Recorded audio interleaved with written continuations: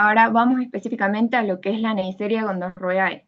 Tienen que saber que es también llamada gonococo, porque la doctora puede preguntarles con qué otro nombre se la conoce, como gonococo. Es el agente causal de infecciones de transmisión sexual. Es todos los riesgos y aquí están los cuadros clínicos.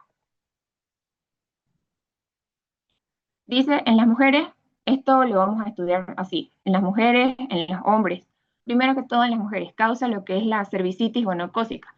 Esta consiste en una secreción purulenta en el cuello del útero y cuando esta cervicitis gonocócica se complica, es lo que se produce la salpingitis gonocócica, que consiste en la inflamación de las trompas de falopio y que si esta salpingitis se complica todavía más, va a provocar lo que es la esterilidad. Ahora, salpingitis gonocócica es también conocida como la enfermedad inflamatoria pélvica. Por otro lado, en el hombre, esta Neisseria gonorrhoeae causa lo que es la uretritis gonocócica. Es la secreción purulenta que sale a través de la uretra. Esto es importante que sepan, porque puede preguntar, por ejemplo, cuál es el cuadro clínico que provoca la Neisseria gonorrhoeae en el hombre. Y ustedes van a responder uretritis gonocócica. Ahora, del 0,5% al 3% puede causar estos otros cuadros clínicos, que son la artritis gonocócica, la oftalmía neonatal, que es la secreción purulenta en recién nacidos. También está el anorrectitis y faringitis. Esto igual lo vi en una pregunta de examen. ¿Cuál es la bacteria que produce la oftalmía neonatal?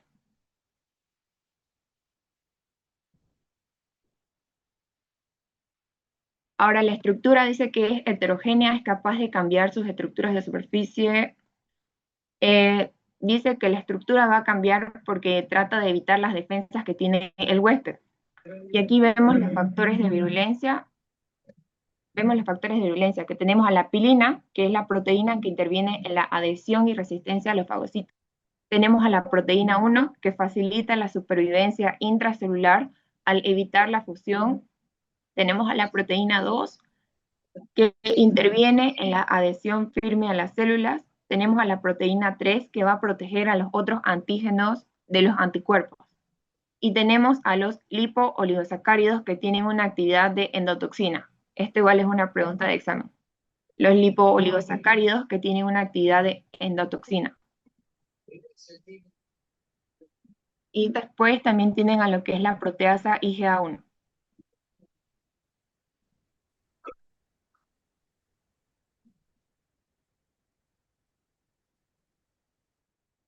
Ahora dice variantes nutricionales o oxotipos. Requieren nutrientes especiales, esto igual, arginina, hipoxantina, uracilo. Son los nutrientes que requiere esta bacteria.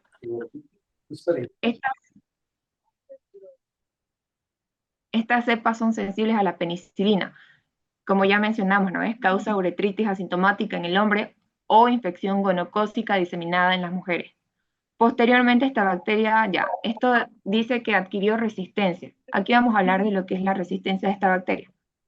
Tiene dos tipos de resistencia. La resistencia por ADN cromosomal. Dice que se debe a mutaciones en genes cromosómicos específicos y es responsable por la resistencia a la penicilina. Y tenemos la resistencia mediada por plásmido, que resulta de la producción de la enzima beta-lactamasa, que como sabemos, cuando una bacteria es productora de esta enzima, va a hidrolizar al anillo beta-lactámico que tienen los fármacos. Entonces, es de esta forma que sabemos que un fármaco no va a hacer efecto, porque la bacteria va a romper esa acción de ese fármaco. Ahora acá, esta igual es pregunta de examen. Para detectar a la enzima beta-lactamasa, la prueba más usada es la nitrocefina o cefinasa. Eso igual es pregunta de examen. Tu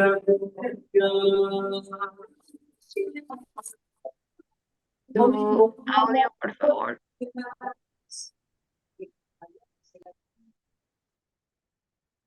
¿Me pueden decir si están entendiendo o algo para que, o si no, si tienen alguna pregunta?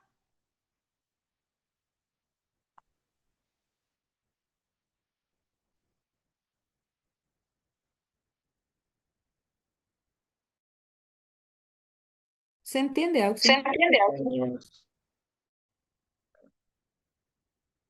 Y con eso ya vimos lo que es la Neisseria gonorrhoeae. Ahora vamos con la Neisseria meningitidis, que es llamada también meningococo. Es decir, que ambas serían la gonococo y la meningococo. Ahora la Neisseria meningitidis dice que también tiene pilis, tiene una cápsula. Esta es la que tiene cápsula, es importante que sepan cuál de las dos es la que tiene la cápsula. Cápsula de polisacáridos, que tiene 13 serogrupos. Ya, esta bacteria habita normalmente en la nasofaringe. La Neisseria gonorrhoeae habita normalmente en el tracto genitourinario. En cambio esta, la Neisseria meningitidis, habita normalmente en la nasofaringe en algunos pacientes. Si penetra más esta bacteria es que logra producir las infecciones, ya que esta nasofaringe se va a convertir en una vía de entrada. Esta bacteria tiene importancia cuando se la encuentra en gran cantidad junto a núcleos intracelulares. Ahora acá, a partir de la nasofaringe puede llegar a la sangre y va a producir lo que es la bacteriemia. Y de ahí va a llegar a las meninges y va a producir lo que es la meningitis. Ahora la meningococcemia fulminante es grave dando lugar a meningitis. Esta es la infección más grave que produce la Neisseria meningitidis. Aquí va otra pregunta de examen. Las manifestaciones clínicas de la Neisseria meningitidis es claramente la más importante, es la meningitis. Acá, la doctora suele decir la triada de la Neisseria meningitidis. Algo así creo que lo dice en clase, algo de triada. Pero son los tres síntomas de la meningitis, que son cefalea, rigidez de cuello y fiebre. Esto tienen que saberse también. Cefalea, rigidez de cuello y fiebre. Ahora, esta Neisseria también puede causar otras infecciones o enfermedades como ser neumonía, artritis, pero no son tan relevantes como lo es la meningitis. Aquí tenemos los cuadros clínicos que tiene, ¿no? Meningitis epidémica o esporádica, es la más importante. Tenemos la meningococcemia, que es una sepsis meningocócica. La bacteria está en sangre y puede producir la muerte. Es también importante. Ahora, rara vez puede producir lo que es la artritis purulenta, neumonía, epiglotis, otitis media y rinofaringitis. De hecho, ¿no? Ahora, en cuanto a los factores de virulencia, esta se diferencia porque, como ya les mencioné, esta es la que tiene la cápsula. En cambio, la Neisseria gonorrhoeae no la tiene. Esta cápsula sirve porque protege a la bacteria de la fagocitosis y va a ayudar a que resista a las actividades que realiza el complemento. Tiene pilis que le sirve para adherirse a la nasofaringe, que les dije que es su hábitat natural. Ahora tiene proteínas de clase 5, dice que facilita la interacción con las células epiteliales. Tiene también a la proteasa IgA1, la pared celular, y de nuevo vemos a lo que son los lipo-oligosacáridos, que facilitan la evasión de las respuestas inmunitarias, ocasionan la liberación de citocinas inflamatorias. Entonces, ambas neiserias tienen a lo que son los lipo-oligosacáridos. Ahora vamos con las neiserias no patógenas. Tenemos a la Neisseria cinerea, que produce infecciones en pacientes inmunodeprimidos. Estas neiserias son como ya les mencioné, son no patógenas. Pero cuando el paciente está inmunodeprimido, es decir, que tiene las defensas bajas, van a llegar a producir las infecciones. Dice que esta es aprófita del tracto respiratorio superior y del tracto genital asociada con neumonía y proctitis nosocomiales. Tiene semejanza bioquímica con la Neisseria gonorrhoeae y se las puede diferenciar al momento de realizar el cultivo, ya que la Neisseria gonorrhoeae va a crecer en el agar Thayer-Martin y la cinerea no. Y la Neisseria gonorrhoeae no va a crecer en el agar Mueller-Hilton. En cambio, la cinerea sí va a crecer ahí. Es decir, son opuestas a la hora de cultivarla. Tenemos también a lo que es la Neisseria mucosa, que es también un diplococo gram negativo que coloniza las vías aéreas superiores, puede causar infecciones. Esto puede causar endocarditis, esto es importante, endocarditis, artritis séptica, infecciones urinarias, absceso de miocardio, neumonía, celulitis. Y por último tenemos a la Neisseria lactámica, que va a crecer en medios selectivos para gonococos y meningococos. Se encuentra en la orofaringe, especialmente de niños, asociada a otitis media. Esto igual, puede preguntar a la doctora cuál es, ¿cómo pregunta? Diga el género y especie de la bacteria que causa otitis media y es frecuente en los niños. Neisseria lactámica. Auxiliar. ¿Sí? La doctora no nos explicó mucho bueno, casi nada o nada de las miserias no patógenas. Solo nos habló de meningitis, gonorrea. Sí, no es muy relevante, por eso aquí está así poquito, ¿no? Pero sí, una pregunta les puede sacar de ahí, depende ya de ellos. A veces, tal vez por el apuro de terminar el avance, lo pasa. Pero con lo que se pueden guiar, digamos, es en estas tres, que son las no patógenas, en el tracto, como les dije, que están en la orofaringe, ¿no? Habitan en la nasofaringe o en la orofaringe, entre esas. No causan infecciones a menos que sean, puede ser que causen cuando el paciente está inmunodeprimido. Después la Neisseria cinerea tiene semejanza bioquímica con la Neisseria gonorrhoeae. En cuanto a la otra, la de los niños, no se olviden que es la lactámica, que es frecuente en los niños y puede causar otitis media. Eso sería, resumido. Después, ahora vamos a entrar, pero antes, ¿tienen alguna pregunta sobre las Neisseria?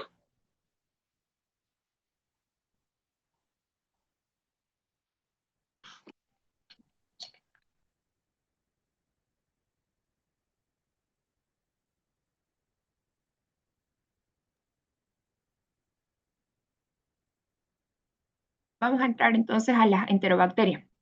Son un grupo heterogéneo de bacilos. Bueno, esto no nos olvidemos que cuando dice entero, quiere decir intestino, ¿ya?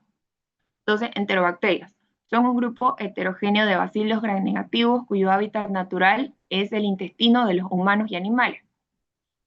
Para entender esto, se dividen en dos. Hay patógenos estrictos y hay patógenos oportunistas. Seguramente la doctora desde la clase número 1 les habló de lo que son los patógenos oportunistas, ¿no? Son aquellos que normalmente están en nosotros, pero aprovechan la oportunidad cuando una persona está inmunodeprimida y ahí es cuando causan la infección o la enfermedad. Ya, ahora las enterobacterias, como les dije, las separamos en dos, que son los patógenos estrictos y los patógenos oportunistas. Y aquí mencionamos cada uno. Acá, ¿qué es lo que llama la atención? Que la Escherichia coli se repite en ambos. Es porque esto funciona como un patógeno estricto y también como un patógeno oportunista. Y lo vamos a ver más adelante. Ahora, los patógenos estrictos son los que no forman parte de la flora normal. Llegan al organismo a producir infecciones intestinales o gastrointestinales. Esto igual van a memorizárselo bien ya. Los estrictos son los que llegan a producir infecciones intestinales o gastrointestinales. Pueden provocar náuseas, vómitos, diarreas, cólicos abdominales. Ahora, por otro lado, los oportunistas, ¿bien? Cuando salen a otros órganos que están fuera del intestino, pueden producir infecciones extraintestinales. Entonces, los estrictos son infecciones intestinales o gastrointestinales.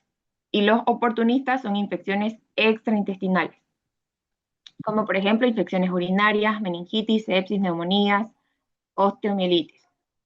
Acá, la Escherichia coli es parte de los dos grupos, es decir, que puede ingresar por alimentos o aguas contaminadas siendo un patógeno estricto, y también puede salir de la flora intestinal siendo un patógeno oportunista.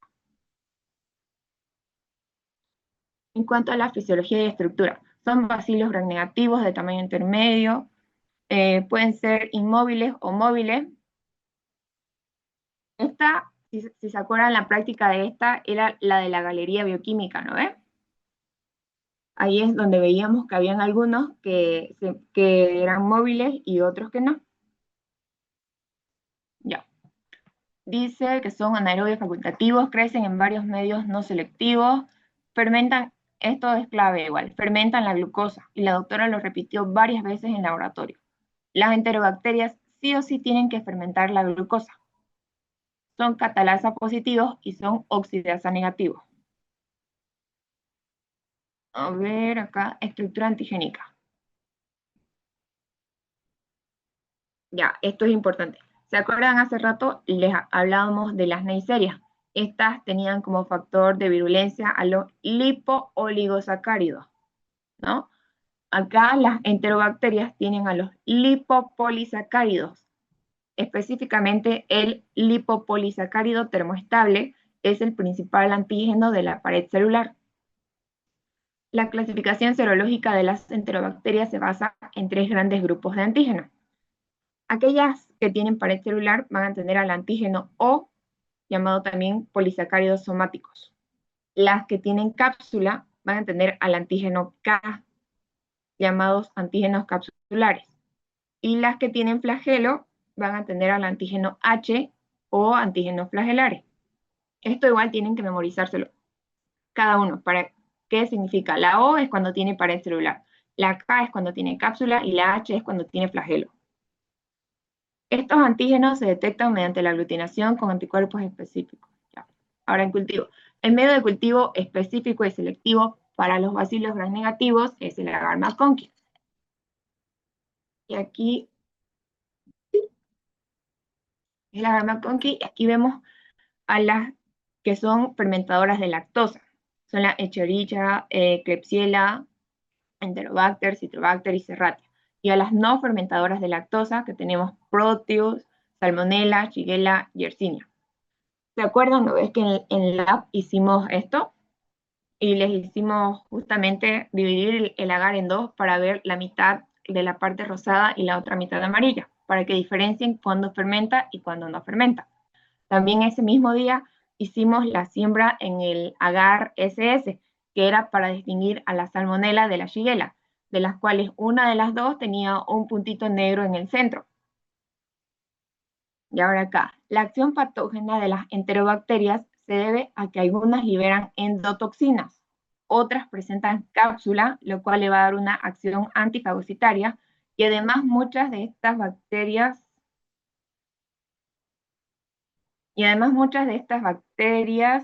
son resistentes a los antimicrobianos debido a que producen enzimas como carbapenemasas.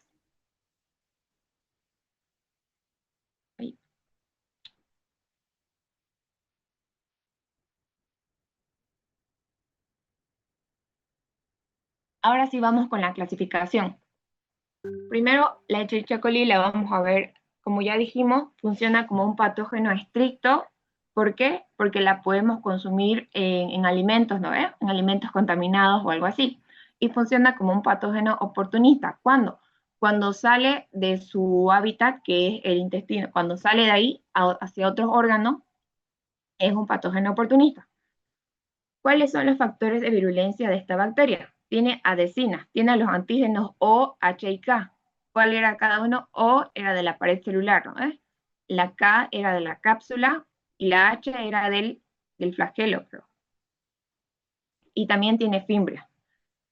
Esta bacteria es productora de exotoxinas, llamadas toxinas termoestables. Esto igual se memorizan. Toxinas termoestables, hemolicina y toxinas termolábiles. Si se termina la reunión, vuelven a entrar al mismo link, ¿ya?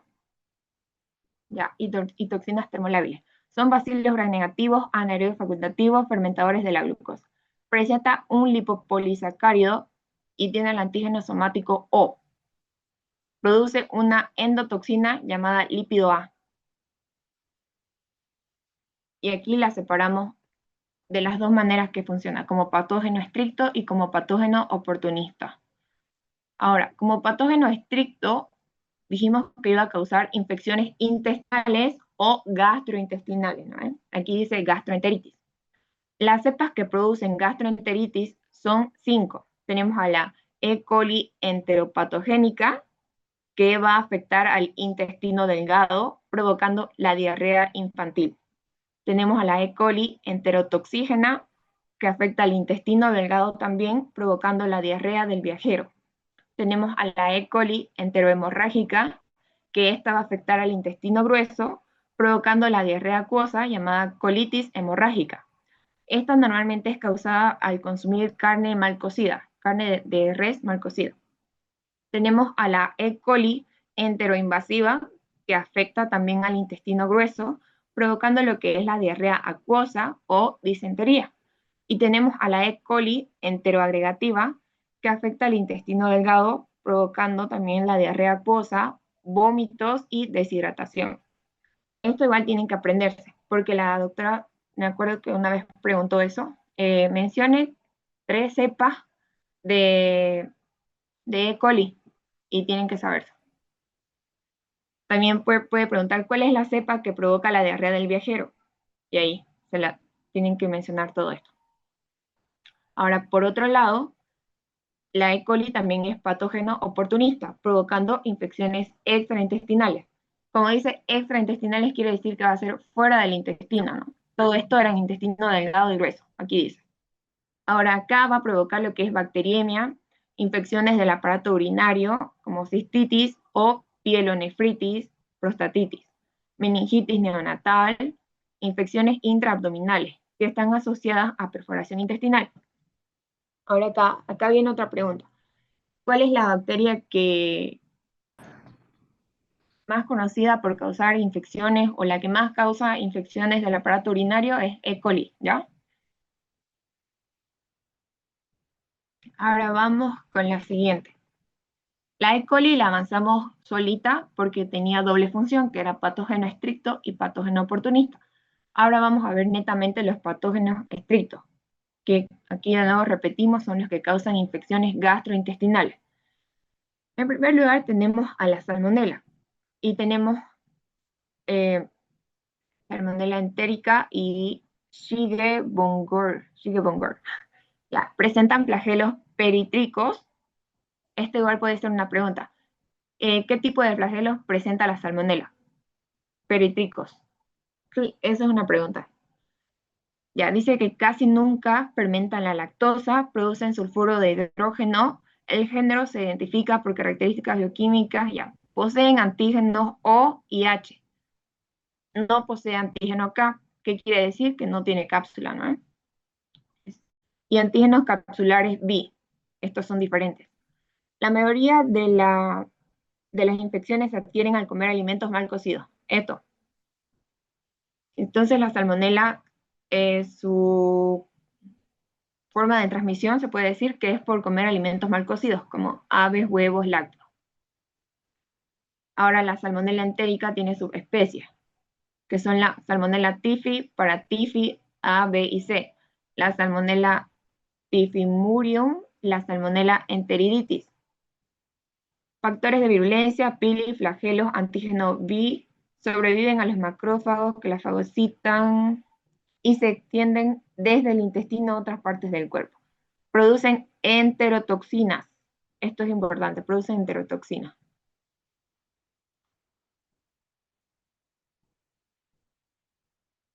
Ya tenemos a las salmonelas SPP, causan infecciones localizadas en intestino por comer alimentos contaminados. Las otras salmonelas van a causar gastroenteritis típica, náuseas, vómitos, heces sin sangre que duran de 2 a 5 días, tratamiento sintomático. Y tenemos a la salmonella typhi, que causa infecciones sistémicas generalizadas. Esta es la más importante, ¿no? La salmonella typhi, por eso acá las ponemos las otras en un grupo, a todas las demás, y luego sola a la typhi, a la salmonella typhi, que causa infección sistémica generalizada, se transmite como infección fecal oral. Esto igual, transmisión fecal oral humano-humano. Está la salmonella typhi y salmonella paratyphi. Esto, pregunta de examen. ¿Causa fiebre entérica o fiebre tifoidea? Es la salmonella typhi. Bacteriemia. Después de 10 a 14 días, fiebre, malestar, cefalea, estreñimiento, complicaciones de la fiebre tifoidea. Ya, eso no tanto.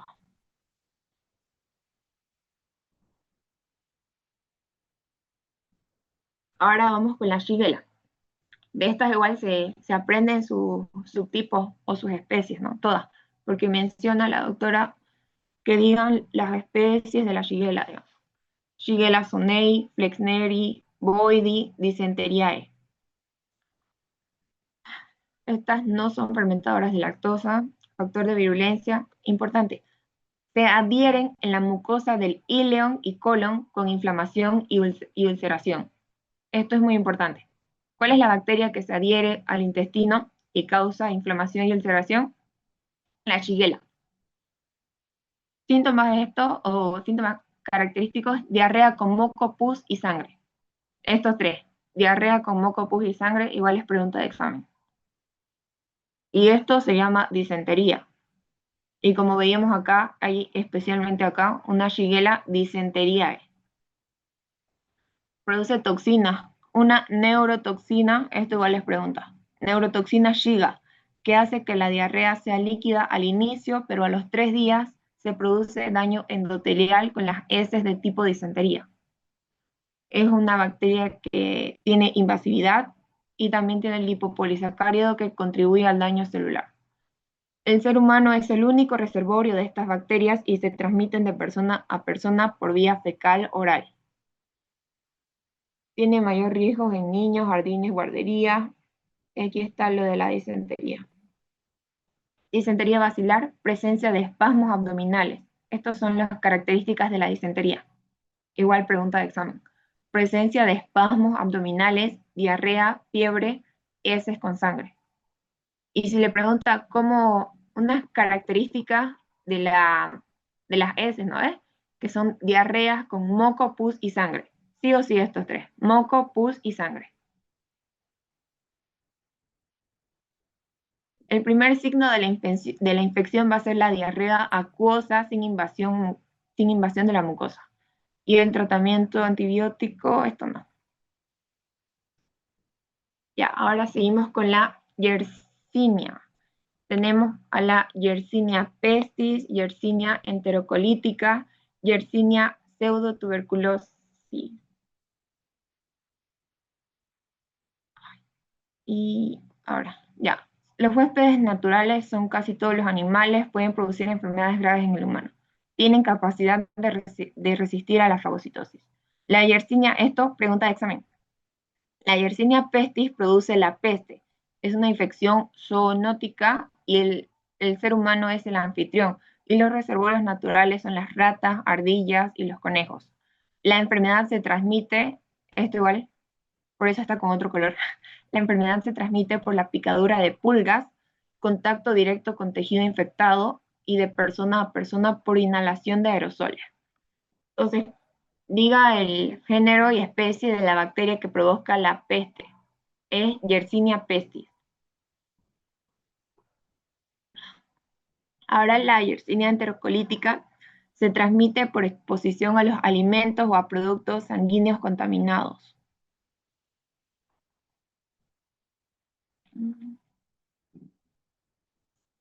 Acá están los distintos tipos de peste que causa la Yersinia.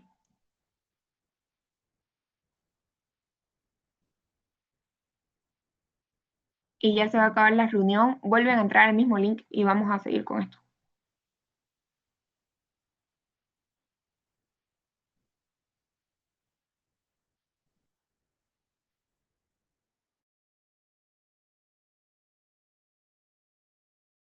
Ahora, una de las especies es la Yersinia pestis, que esta es la causante de la peste. Tenemos a la peste bubónica, a la peste septicémica y a la peste neumónica. Es importante saber cada una de estas. Ya, la peste bubónica es por picadura de una pulga infectada. El bacilo entra, se disemina por el tejido linfático, inflama el ganglio linfático y aparece lo que es un bubón, que es como una protuberancia, algo así. Luego tenemos a la peste septicémica. Esta infección se propaga por la sangre y aquí no hay bubón. Es también por picadura de pulga o por contacto con un material infectado. Esas son las diferencias entre estas dos, ¿no? Esta es solamente por picadura de pulga y hay bubón. En la septicémica no hay bubón y puede ser por picadura de pulga o porque hubo un contacto con algún material infectado. Luego tenemos a la peste neumónica, que es más virulenta y menos común. Diseminación secundaria de la peste bubónica y se transmite por inhalación de gotitas.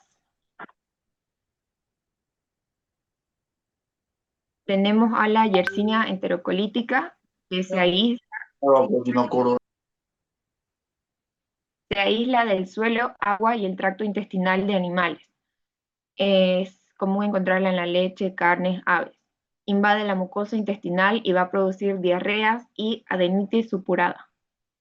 Y por último tenemos a la Yersinia pseudotuberculosis. Pseudotuberalosis. Se aísla de roedores y animales domésticos, dice, contacto directo o indirecto con personas infectadas. Es el agente causal de una enfermedad que se parece mucho a la tuberculosis y produce adenitis. Con eso terminamos lo que son los patógenos estrictos. Ahora vamos a los patógenos oportunistas, que son, como ya saben, son los que están en el intestino y salen de ahí para provocar infecciones en otros órganos. En primer lugar tenemos a la Klebsiella pneumoniae, Klebsiella rhinoescleromatis, Klebsiella oxytoca. Esto igual se aprenden las tres. Estas poseen una cápsula prominente que le da un aspecto mucoide a las colonias aisladas. Igual pregunta de examen. ¿Cuál es el género que produce colonias mucoides? La Klebsiella pneumoniae. Producen infecciones oportunistas en pacientes inmunodeprimidos, como ya lo mencionamos, y sus factores de virulencia son los lipopolisacáridos, tiene fimbrias y tiene cápsula. Y acá cada una. Klebsiella pneumoniae es productora de la neumonía y vive en salas de terapia intensiva. Tenemos a la Klebsiella rhinoescleromatis, produce a nivel del cartílago nasal un tumor llamado rinoescleroma. Es igual. ¿Cuál es la bacteria que produce el tumor llamado rinoescleroma? Klebsiella rhinoescleromatis. Y tenemos a la Klebsiella oxytoca, que produce también neumonía. Ahora vamos con el Enterobacter. Producen infecciones nosocomiales también. Y acá tenemos las especies: Enterobacter aerogenes, Enterobacter cloacae, Enterobacter sakazaki, que no son muy relevantes y es por eso que aquí no están desarrolladas. Ahora tenemos a la bacteria Proteus mirabilis. Específicamente, causa infecciones urinarias con producción de grandes cantidades de ureasa. Esto es importante. Causa infecciones urinarias con producción de grandes cantidades de ureasa que hidroliza la urea en dióxido de carbono y amoníaco. Y esto es tóxica para el uroepitelio. Este proceso aumenta el pH urinario y facilita la formación de cálculos renales. Entonces, la pregunta puede ser, diga o mencione el género y especie de la bacteria que va a provocar la formación de cálculos renales.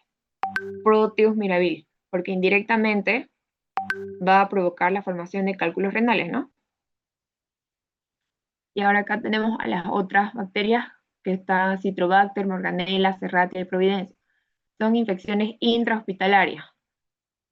Dice acá que Citrobacter cosseri produce meningitis y abscesos cerebrales en neonatos y son cepas resistentes a los antibióticos. Y ya con eso terminamos el tema de enterobacterias. ¿Tienen alguna pregunta sobre ese tema? ¿Algo que no entendieron o que haya dicho muy rápido?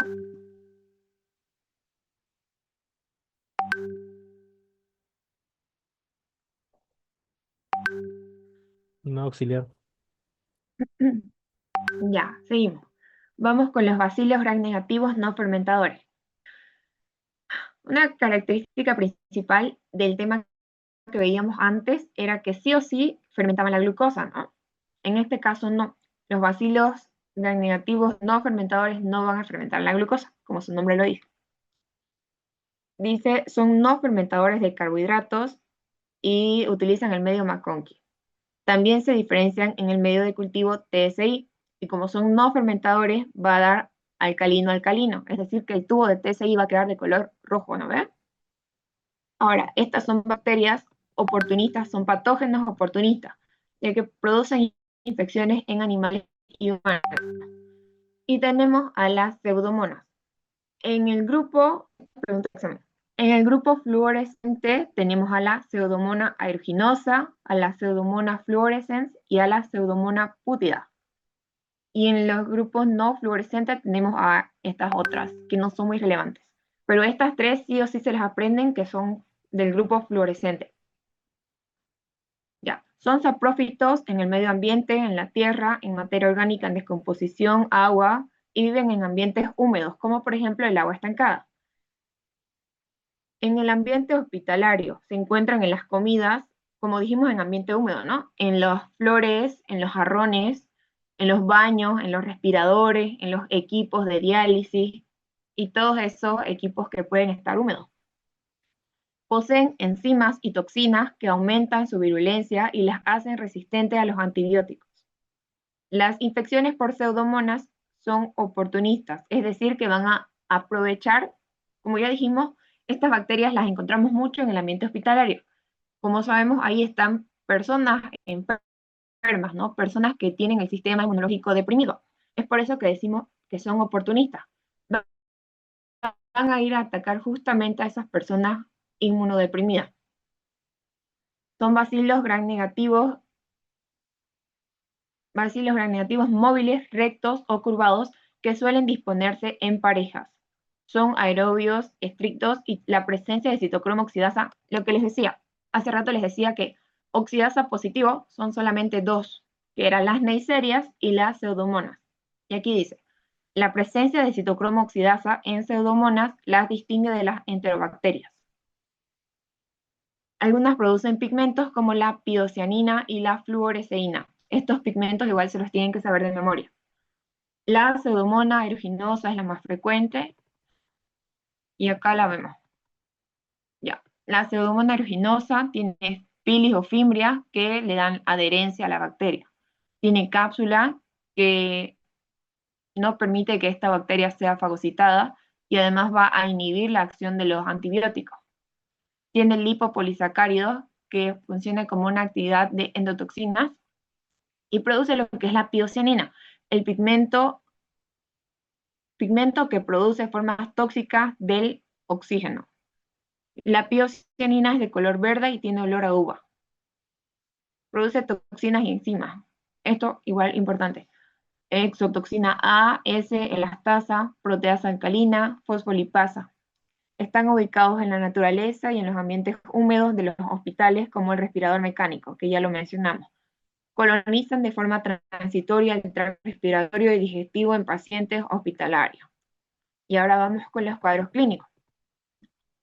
Tenemos cuadros clínicos intrahospitalarios y extrahospitalarios.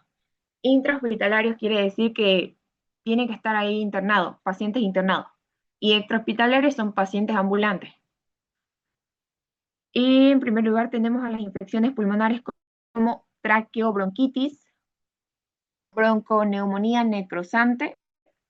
Tenemos también infecciones del aparato urinario como infecciones oportunistas en pacientes con sondas urinarias permanentes. Tenemos infecciones cutáneas primarias. Tenemos infección de heridas existentes como quemaduras.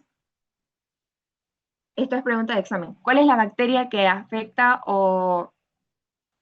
a los pacientes con quemaduras? Pseudomonas aeruginosa, no se olviden. Y produce también bacteriemia, que es la diseminación de bacterias a través de la sangre hacia otros tejidos. Ahora, como en pacientes ambulantes va a causar lo que es la infección del oído, esto igual es pregunta de examen. Infecciones de oído, otitis del nadador. llamada otitis del nadador. Infecciones oculares, que son infecciones oportunistas de córneas expuestas. Esto sí es importante, lo de otitis del nadador. ¿Cuál es la bacteria que causa la otitis del nadador? Infecciones la Pseudomonas aeruginosa. Ya. Ahora vamos con las otras dos, que son las Pseudomonas fluorescens y pútida. Estas se encuentran en los suelos, agua y ambientes hospitalarios. Pueden encontrarse como flora normal en la faringe y son oportunistas. Son patógenos humanos, es decir, que causan infecciones en los humanos. Ahora vamos con el género Burkholderia. Y estas son sus especies. Burkholderia cepacia y Burkholderia pseudomallei. Ya, al igual que la Pseudomonas aeruginosa, el complejo de Burkholderia cepacia puede colonizar una gran variedad de superficies ambientales húmedas y se asocia a infecciones nosocomiales. Que esto, como ya les decía, son infecciones que se dan en los hospitales. Es decir, que estas bacterias van a habitar mucho en los hospitales. Infecciones respiratorias en pacientes con fibrosis quística.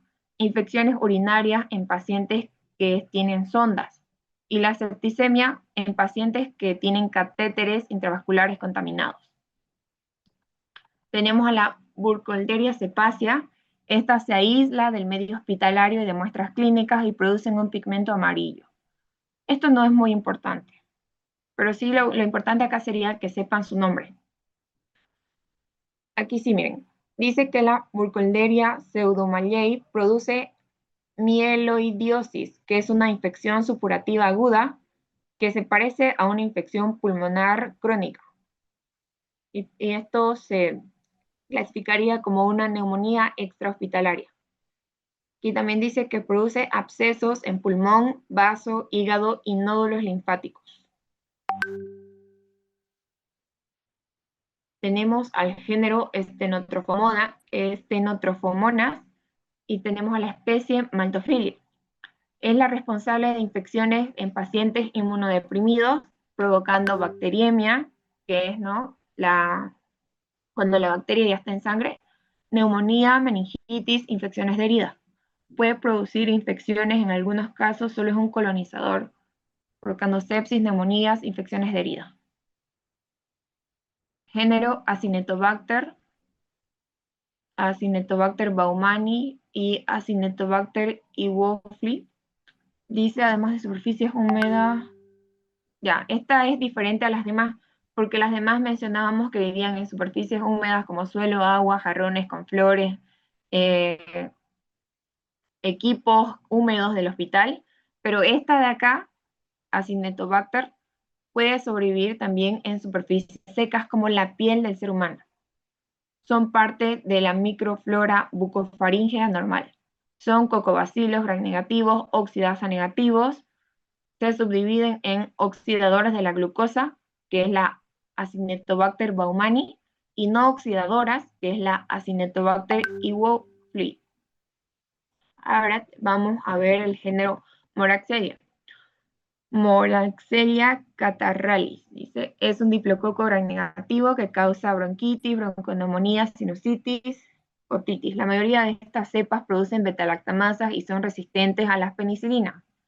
Y el género Eichnelia son bacilos gram-negativos, flora normal. Acá, infecciones en inmunodeprimidos. Tienen traumatismos en la boca. Produce olor a lejía. Esto igual es importante. Produce olor a lejía. El género Eichinella produce olor a lejía. Y eso sería del tercer tema. Ahora pasando al género Mycobacterium. Como sabemos, estas bacterias no se tiñen por tinción de Gram. Son los bacilos ácido alcohol resistentes. Son bacilos aerobios inmóviles que para observarlos ocupamos lo que es la tinción de Ciel-Nielsen, porque su pared es rica en ácidos micólicos y es para esto que usamos el colorante fucsina fenicada. Estas bacterias son muy exigentes y crecen lentamente, ya que se dividen cada 12 a 24 horas por fisión binaria. Las colonias se pueden observar después de 4 a 6 semanas de haber sembrado. Estas 3 son preguntas de examen, ¿ya? Tienen que diferenciar que no es lo mismo cada cuánto se dividen las bacterias, es cada 12 a 24 horas, ¿no? No es lo mismo eso que después de cuánto tiempo se puede observar una colonia. Son 2 cosas distintas y las 2 se las tienen que aprender. Ahora, el medio de cultivo es el medio Lowenstein-Jensen, que es para las micobacterias, excepto para la Mycobacterium leprae. Esa no tiene medio de cultivo. Ahora tenemos la clasificación, tenemos al grupo 0, que es de crecimiento lento, al grupo 1, que es de crecimiento lento y es fotocromógeno, al grupo 2, que es de crecimiento lento y es escotocromógeno, al grupo 3, que es de crecimiento lento y no cromogénico, al grupo 4, que es de crecimiento rápido. Las especies más importantes de las micobacterias son tuberculosis, leprae y luego tenemos a las micobacterias atípicas. Y vemos acá la tuberculosis. Bacilo, esto ya lo vimos. Su virulencia se debe a que crecen dentro de los macrófagos. La enfermedad depende de la respuesta del hospedero y se transmite mediante aerosoles. Esto explicó la doctora que la tuberculosis puede ser pulmonar y puede ser extrapulmonar.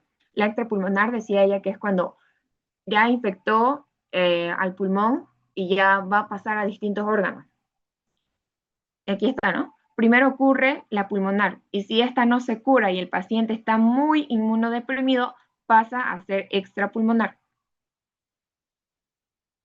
Los síntomas serían esto es importante, tos y expectoración mucosa o purulenta, expectoración hemoptoica. ¿Qué quiere decir esto? Que es cuando hay una expectoración con hilos de sangre. Disnea, que es dolor al toser y dolor torácico. Y los síntomas más graves ya serían hiporexia y anorexia, astenia, pérdida de peso, fiebre, diaforesis nocturna. Ahora esto, el PPD es el derivado proteico purificado llamado prueba de la tuberculina, que entró en su segundo examen de laboratorio esta pregunta, prueba de la tuberculina.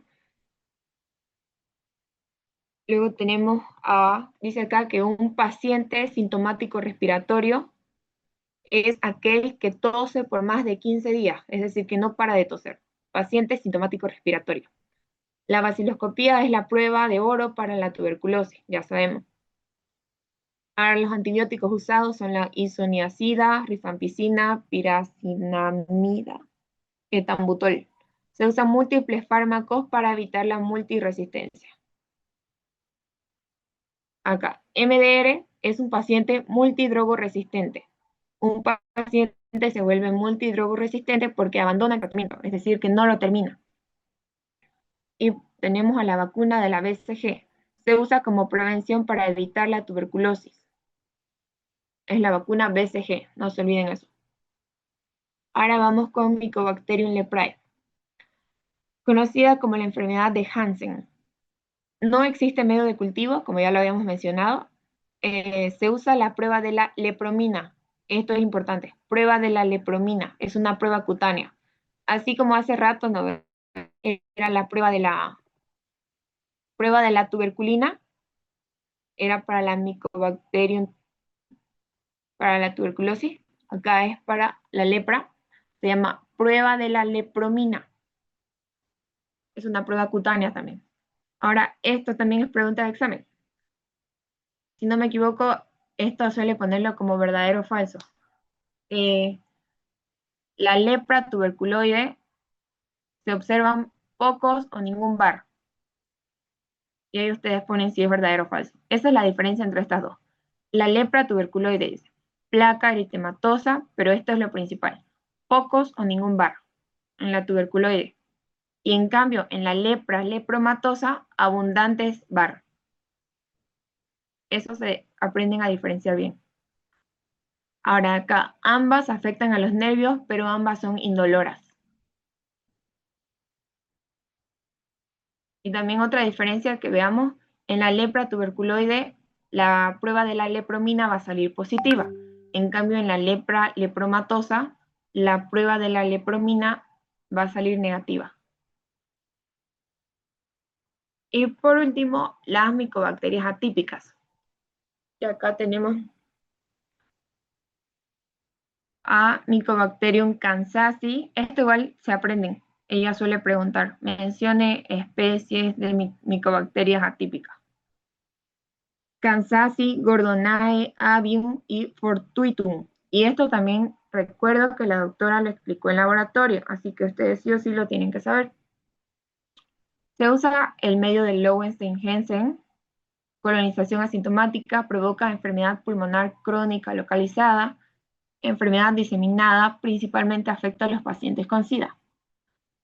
Y no se debe usar nunca monoterapia, que es lo que decíamos hace rato. Se debe usar una terapia combinada para evitar la multiresistencia, ¿no? Y eso sería todo.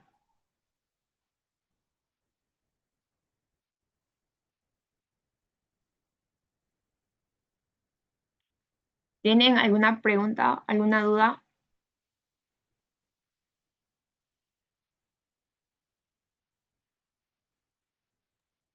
Sí, disculpe, por si acaso lo está grabando la clase.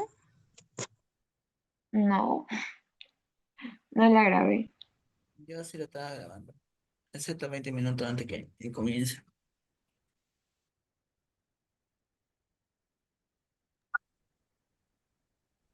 ¿O sí nos podría compartir sus apuntes? Sí, ahora sí, porfa. Ya, los voy a mandar al grupo. Ahorita tengo como un banco de preguntas, no sé si quieren verlo. Sí, por Ah, sí, favor. sí. Sí, Ya, porfa. les comparto.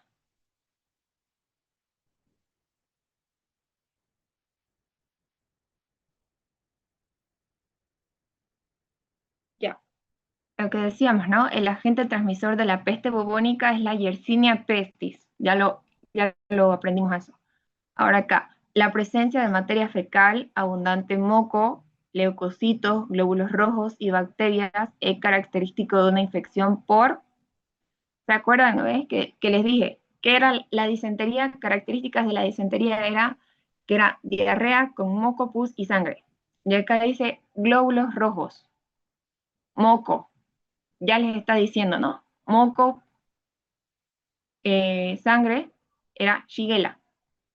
Entonces ustedes van descartando, porque no era Vibrio cholerae, no era Escherichia coli, era Shigella. Ahora, la tuberculosis pulmonar se puede detectar en el laboratorio por una prueba cutánea llamada prueba de la tuberculina. Eso ya sabemos. La lepra tuberculoide, vean, aquí está la pregunta. La lepra tuberculoide de cantidad de bacilos que se puede observar a partir de la lesión es alta. ¿Y dónde estaba?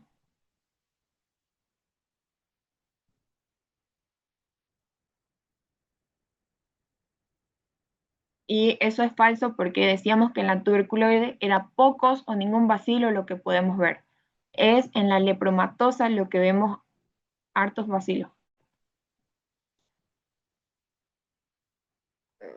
Después dice la Pseudomonas aeruginosa es productora de piocianina, que es su pigmento, ya sabemos. La Burkholderia pseudomallei se adquiere por inhalación y produce neumonía, verdadero. El hábitat de la Neisseria meningitidis, el suelo y ambientes húmedos, no. El tracto respiratorio de seres humanos y animales, no. En ningún momento mencionamos animales. Entonces sería el tracto respiratorio de seres humanos. Ahora, la Neisseria dice, tiene como factor de virulencia a la cápsula, que era lo que les decía, ¿no? Que se aprendan bien cuál de las dos es la que tiene la cápsula, y es la meningitidis. Ahora acá, las micobacterias atípicas escotocromogénicas se caracterizan porque desarrollan pigmento en la oscuridad y son de crecimiento lento. Las especies de pseudomonas que pertenecen al grupo fluorescente, les dije, ¿no? Era pregunta de examen. Acá está, Pseudomonas aeruginosa, Pseudomonas pútida y Pseudomonas fluorescens. Tenemos a la Yersinia pestis, tiene 3 tipos de formas clínicas. Las mencionamos las 3. Una, recuerdo que era por la picadora de pulga, que producía bubón. El otro era sin bubón y era por picadora de pulga y por contacto con material infectado, si no me equivoco. Y la tercera era la más virulenta, pero la menos común, y era la peste neumónica. Ahora, la patología más importante producida por la Neisseria gonorrhoeae en el varón es salpingitis y vaginitis gonocócica y cervicitis gonocócica son de mujeres, ¿no? Entonces queda uretritis gonocócica, es del varón. ¿Cuál es el hábitat del género Eikenella? Es la cavidad oral. ¿Qué microorganismo puede producir? Esto igual se los dije, estaba con mayúscula en los apuntes. ¿Qué microorganismo puede producir melioidosis? Es la Burkholderia pseudomallei. Nombre, 2 especies de Shigella. Por eso les dije que se aprendan porque ella dice así siempre, especies. Ahora, la virulencia de Neisseria gonorrhoeae está relacionada con los pilis, porque esta no tiene cápsula. La que tiene cápsula es la meningitis, ¿no? ¿Y el antígeno H de qué era? ¿Se acuerdan? Les dije, ¿no? Hay antígeno O, K y H. El O estaba en la pared celular, el K en la cápsula y el H está en los flagelos. Las neiserias no tienen flagelos, así que no puede ser antígeno H. La Neisseria gonorrhoeae no tiene cápsula, así que no puede ser cápsula. Y así vamos haciendo por descarte, porque si ustedes no se acuerdan de cuál es la respuesta correcta, tienen que empezar a descartar. Ahora, la Neisseria meningitis está frecuentemente relacionada con conjuntivitis. No, nada que ver. La meningitis era todo lo de meningitis, ¿no? Luego, ¿qué más? El factor de virulencia lípido A se encuentra en las Neisseria, en ambas. La Neisseria gonorrhoeae se encuentra de forma saprófita en ninguno. ¿Los lipopolisacáridos constituyen el factor de virulencia de las enterobacterias? Sí. Esto diferencien bien que uno es lipo-oligosacáridos, eran de las neiserias, los lipo-oligosacáridos. Y los lipopolisacáridos eran de las enterobacterias. Acá. El antígeno O está localizado en la porción externa del lipopolisacárido de la membrana externa de las bacterias gram negativas. Esta es la respuesta, ¿no? La pregunta, si no me equivoco, era todo lo demás. ¿O cómo?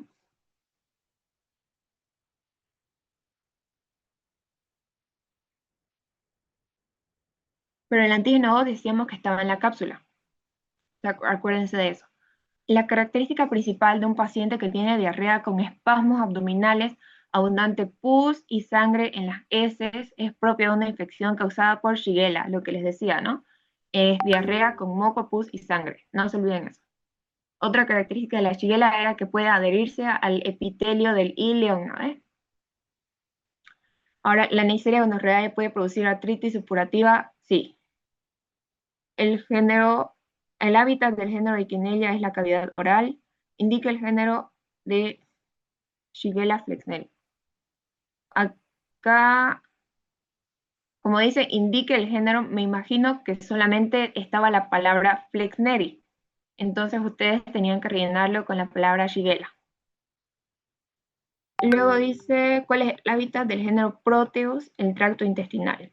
La Neisseria lactámica es una bacteria patógena, es de la microbiota oral, ninguna. No es patógena, porque la patógena es de gonorrhoeae y meningitis, ¿no? Les dije que la lactámica era microbiota oral y era frecuente en niños. Aquí está. Algunas bacterias producen beta-hemólisis en el agar sangre porque elaboran una enzima llamada hemolicina. Igual. La enterobacteria que produce el 90% de las infecciones urinarias es, igual, les dije, Escherichia coli. Ahora, nombre 2 cepas de Escherichia coli productoras de infecciones intestinales. Hay 4 o 5. Unas provocaban infecciones, afectaban al intestino delgado y otras al intestino grueso, ¿no ves? Tenemos la enterotoxigénica y la enteropatógena. El factor de Shigella es, les decía, la invasión a las células de la mucosa intestinal.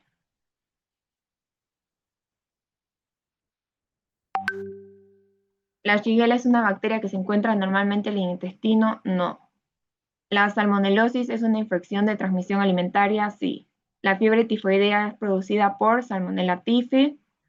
El agente productor de peste bubónica es Yersinia pestis. La bacteria que produce generalmente infección en los pacientes quemados, esto igual les dije, pacientes quemados, Pseudomonas aeruginosa. Nombre de medio de cultivo para Mycobacterium tuberculosis, Lowenstein-Hansen. ¿Cómo se llama la vacuna para la tuberculosis? BCG. ¿Cuánto tiempo tarda en producir colonias visibles? ¿Ven? Colonias visibles es de 4 a 6 semanas. Pero si yo les digo cuánto tiempo tarda en dividirse la bacteria o en multiplicarse, en reproducirse por fisión binaria, serían de 12 a 24 horas, creo que era. Ahora, Mycobacterium tuberculosis produce muchas infecciones extrapulmonares. Sí, les dije, ¿no? Que cuando el paciente está muy inmunodeprimido, esta bacteria va a pasar a otros órganos. Los cultivos de Mycobacterium tuberculosis se deben incubar a 37 grados.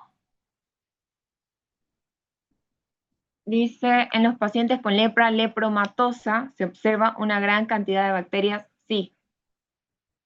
En la lepromatosa sí se observan muchos VAR. La Moraxella catarrhalis es un coco gram negativo. Pseudomonas aeruginosa puede producir infecciones oculares, sí. De las enterobacterias, la que produce la cápsula de polisacáridos es la Klebsiella pneumoniae, y una característica también de esta Klebsiella es que produce colonias mucoides, no se olviden. Las especies de Neisseria producen a partir de los hidratos de carbono por vía oxidativa. Las cepas patógenas y no patógenas de Neisseria poseen fimbrias que se originan en la membrana citoplasmática que intervienen en diversas funciones como la adherencia. ¿Por qué la incidencia de infecciones urinarias es mayor en mujeres que el hombre? Por la corta longitud de la uretra femenina y su proximidad al ano, lo que facilita la colonización y el ascenso de bacterias. La enterocolitis es causada por salmonella, se debe a invasión del epitelio intestinal. ¿Cuál es la bacteria que elabora las proteínas OPA o proteínas 2? La Neisseria gonorrhoeae.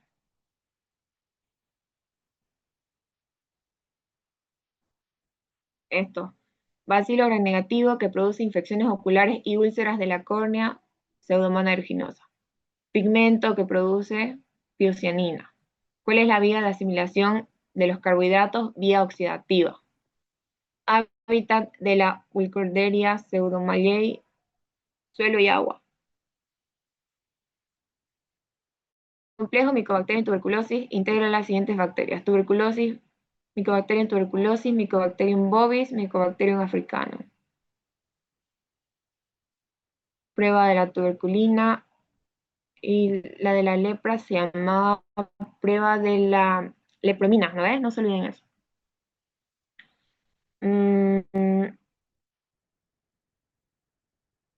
Aparte de la tinción Ziel-Nielsen, ¿cómo se puede diagnosticar la lepra? Por la prueba de la lepromina, pruebas serológicas y pruebas de biopsia de la piel. ¿Cuál es la estructura que diferencia la cápsula? Ya sabemos eso. Nombre, la estructura de la superficie. Medio de cultivo, agar Taller Martin. ¿Por qué produce resistencia? Por mutación genética. ¿Cuál es la vía de entrada? En la Neisseria gonorrhoeae no nos olvidemos que se encuentra en el tracto genitourinario y la Neisseria meningitidis en la nasofaringe. Y cuando sale o entra más de esa parte es cuando va a causar las infecciones. ¿Cuál es el mecanismo de transmisión de las enterobacterias? Fecal oral. Transmisión fecal oral, principalmente alimentos o agua contaminada.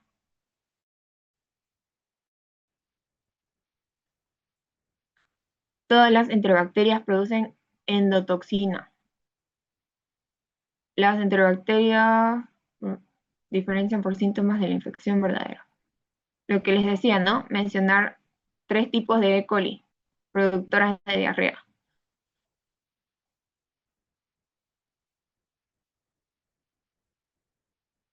Bacteria que produce invasión de las células y mucosas del intestino. Shigella. Acá, Yersinia pestis se transmite por contacto con animales contaminados o por picaduras de pulgas. Esto ya lo vimos, ya lo vimos.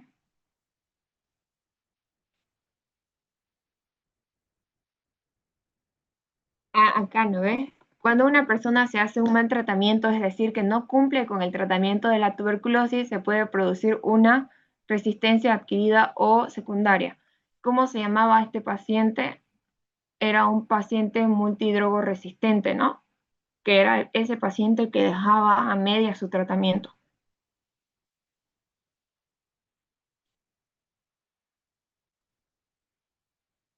Eso ya lo vimos.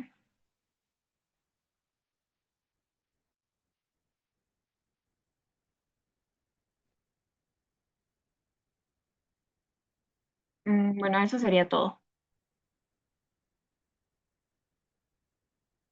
Eso sería todo, chicos. ¿Tienen alguna pregunta? No, sí.